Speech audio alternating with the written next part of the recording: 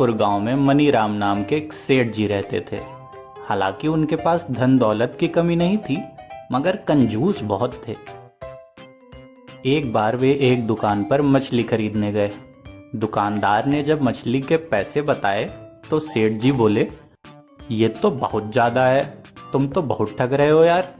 जहां से तुम लाते हो वहां इतने का थोड़ी मिलता होगा। तब दुकानदार ने कहा, जाओ तो फिर थोक के रेट के पास चले जाओ। सेठ जी थोक रेट की दुकान पर पहुंचे और वहां पैसे पूछने लगे।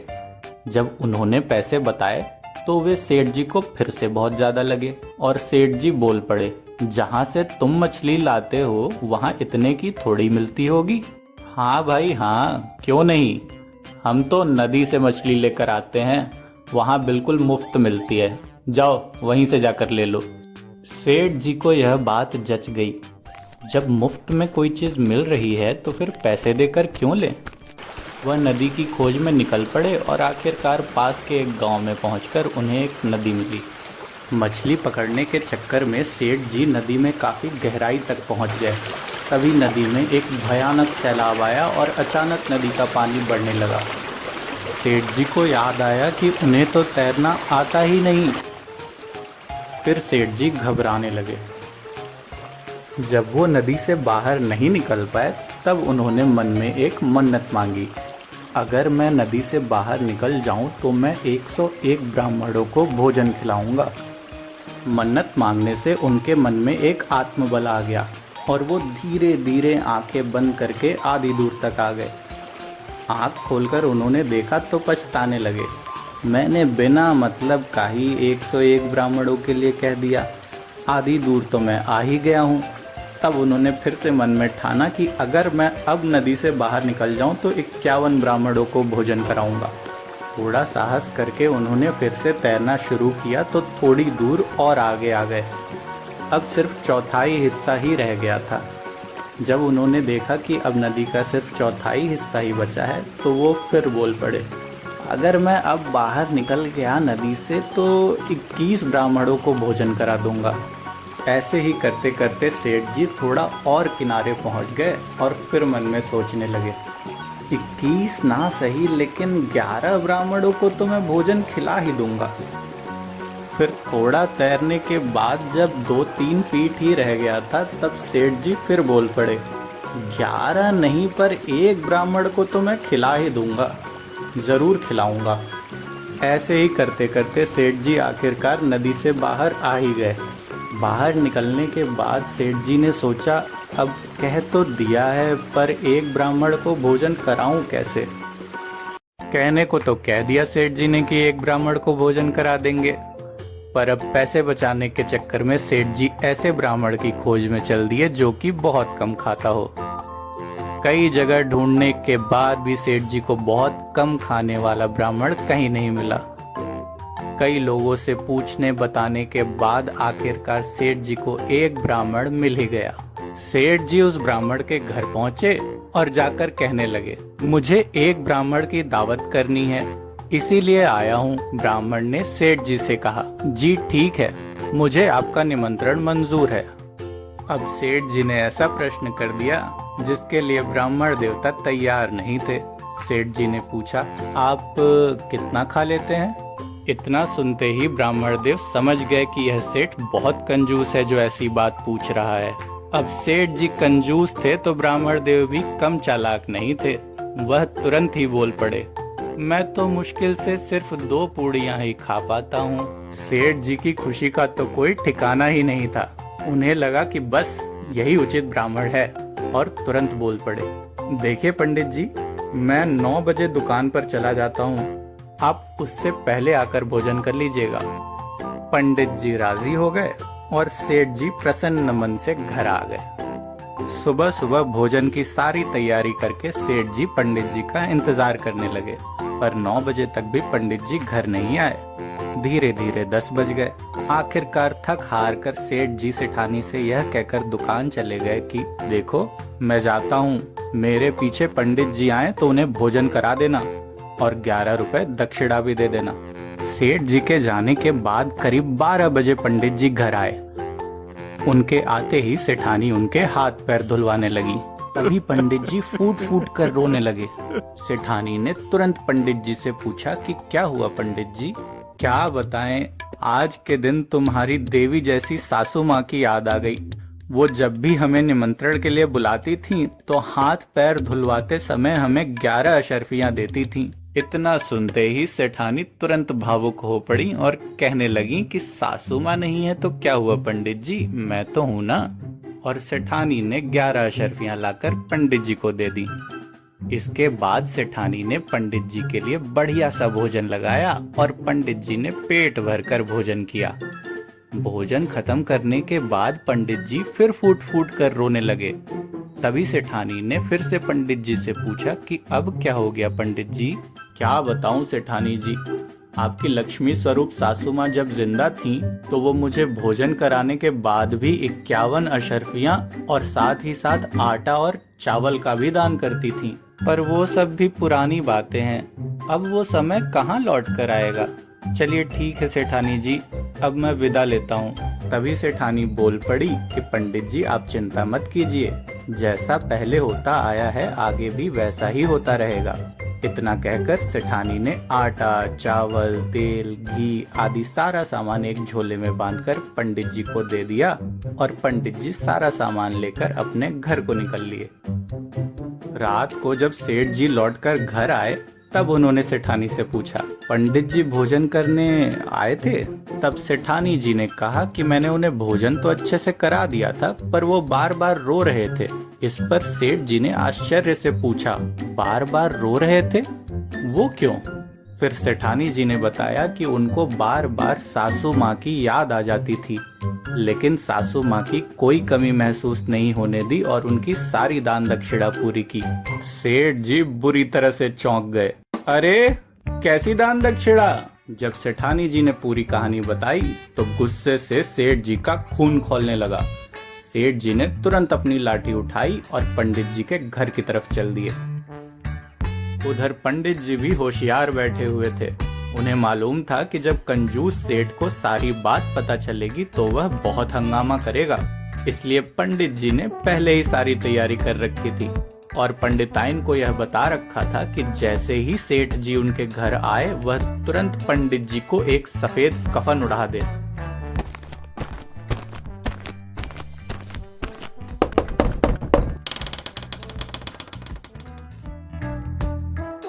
सेठ जी आ गए। पंडित जी हम सबको छोड़कर चले गए, अब हमारा क्या होगा? हमको भी साथ क्यों नहीं ले गए? अरे इनको क्या हो गया? अरे सवेरे अच्छे भले घर में बैठे थे, पता नहीं कहाँ का कोई दाढ़ीदार सेठ आया और इनको वहाँ क्या खिला दिया। वहाँ से जो लौटे हैं तो दे उल्टी दे दस्त, दे उल्टी दे दस्त, और हमारे पंडित जी हमको छोड़कर चले गए। कहाँ से कफन के लिए हम पैसे लाएंगे? कुछ भी तो नहीं है घर में, कैसे इनको फूके? इतना सब कुछ देखकर सेठ जी बहुत घबरा गए और अपनी जेब से कुछ रुपए निकालकर पंडितानी को देते हुए बोले, जी ये लीजिए, यह कुछ रुपए हैं, आप इनसे पंडित जी का दाह संस्कार करा लीजिएगा और बाकी भी जो ज़रूरत का सामान होगा वो मैं घर पहुंचकर भिजवा दूंगा, आप बिल्कुल भी परेशान मत होइए। इतना कहकर सेठ जी फौरन अपने घर को निकल लिए और डर के मारे दाह संस्कार के सामान के साथ ही 2 महीने का राशन भी पंडितानी के घर भिजवा दिया। इसके बाद 2 महीने बीत गए और सेठ जी का दिया हुआ राशन पानी खत्म हो गया। तब पंडित जी ने फिर से कोई तिगड़म लगाने को सोचा और एक सुबह 9 बजे के बाद जब सेठ जी अपनी दुकान के लिए निकल गए, तब पंडित जी अपने घर से सेठानी से मिलने को चल दिए। 2 महीनों से पंडित जी ने अपनी दाढ़ी भी नहीं बनाई थी, सो लंबी लंबी दाढ़ी लेकर पंडित जी सेठानी के घर पहुंच गए। अब पंडित जी जितने चालाक, सेठानी उतनी ही मूर्ख। पंडित जी को देखते ही सेठानी ने उनसे पूछा कि अरे पंडित जी, आप तो मर गए थे ना? जिस पर पंडित जी ने उत्तर दिया, हाँ मैं मर गया था, मैं सीधा स्वर्ग से आ रहा हूँ। क्या है कि वहाँ हजामत करने वाला कोई नहीं है ना, तो यहाँ मैं अपनी दाढ़ी बनवाने आया हूँ। पंडित जी बहुत ही चालाक थे।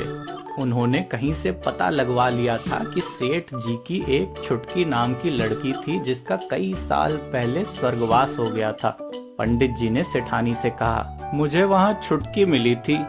जब उसे पता चला कि मैं यहाँ आता जाता रहता हूँ तो मुझसे कहने लगी कि पंडित जी मेरे घर भी चले जाना, मेरे माता पिता का हालचाल ले आना और उन्हें मेरा भी समाचार दे देना।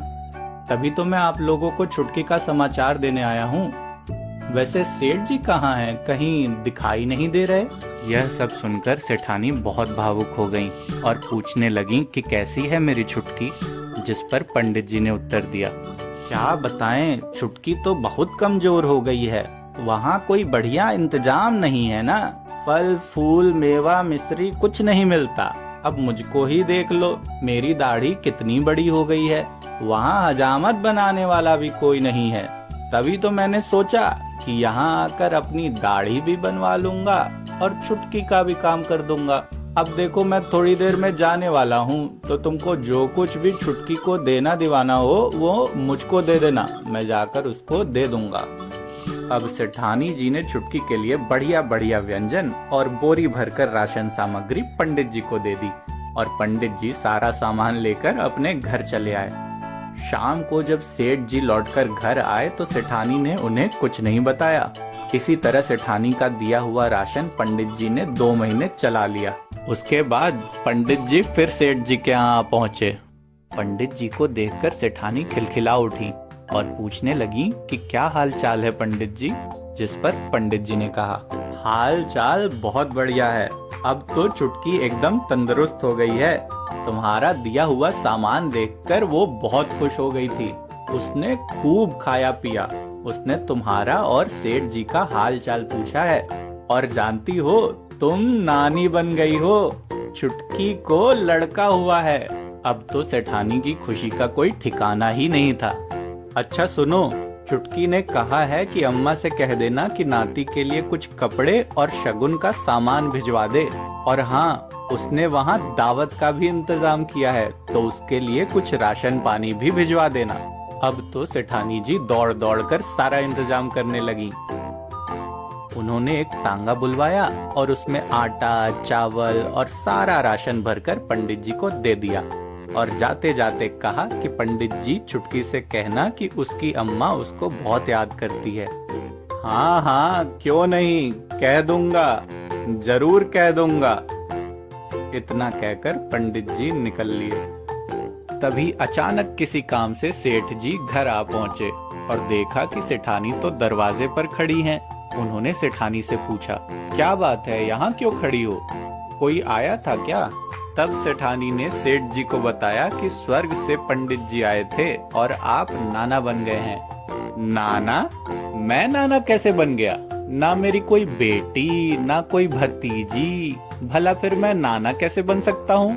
तब सेठानी जी ने सेठ जी को बताया कि अरे वो अपनी छुटकी है ना स्वर्ग में, उसको लड़का हुआ है, पंडित जी बता रहे थे। यह सारी बातें सुनकर तो मानो सेठ जी को जैसे करंट लग गया हो। तुम्हारा दिमाग खराब है? उस पंडित ने तुमसे कुछ भी कहा और तुमने सब कुछ मान लिया? अरे कहीं वो तुमको ठग कर कुछ ले तो नहीं गया? इतना सुनकर सेठानी जी ने बताया कि मैंने कुछ खास नहीं दिया, बस चुटकी के बेटे के लिए सोने की चेन, कपड़े, 1 टोकरी फल, आटा, चावल, दाल, तेल और 2 महीने का राशन। अब तो सेठ जी को काटो तो खून नहीं। सेठ जी अपनी अकल की अंधी बीवी और धूर्त पंडित का गुस्सा लेकर पंडित जी के घर की तरफ चल दिए।